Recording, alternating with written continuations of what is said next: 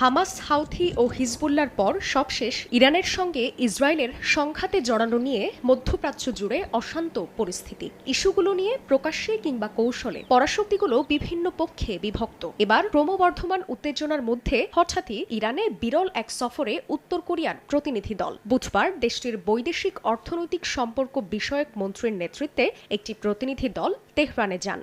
পরে পিয়ংইয়ং তেহরানের মধ্যে সামরিক ও কূটনৈতিক সহযোগিতা জোরদারে চুক্তি স্বাক্ষরিত হয়, আর এতেই ব্যাপক আলোচনার জন্ম দিয়েছে ব্যতিক্রমী সফরটি। এক সফর নিয়ে আলোচনার রেশ না কাটতেই সামনে এলো নতুন খবর। বুধবার সেন্ট পিটার্সবার্গে ইরান ও রাশিয়ার নিরাপত্তা প্রধানের বৈঠক অনুষ্ঠিত হয়েছে। পশ্চিমাদের একতরফা প্রভাব কমানোর লক্ষ্যে দুদেশের উচ্চ পর্যায়ের প্রতিনিধিদের মধ্যে নিরাপত্তা বিষয়ক সমঝোতার স্মারক স্বাক্ষর হয়।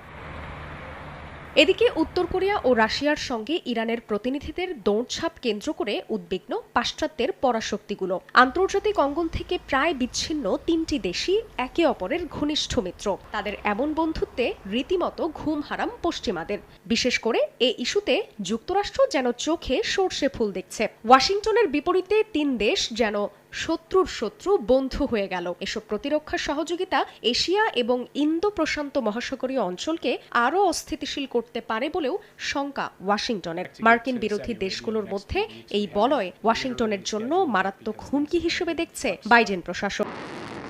বিশ্লেষকরা বলছেন, তেহরান পিয়ংইয়ং এর সম্পর্কে সেতুবন্ধন হিসেবে কাজ করছে ব্যালিস্টিক ক্ষেপণাস্ত্র কর্মসূচি। অন্যদিকে ইরান এখন রাশিয়ার শীর্ষ সামরিক সহযোগী দেশ বলে মনে করে যুক্তরাষ্ট্র। এ অবস্থায় ইসরায়েলের সঙ্গে সংঘর্ষের পরিপ্রেক্ষিতে অস্ত্র সরবরাহ ইস্যুতে রাশিয়া ও উত্তর কোরিয়ার সঙ্গে ইরান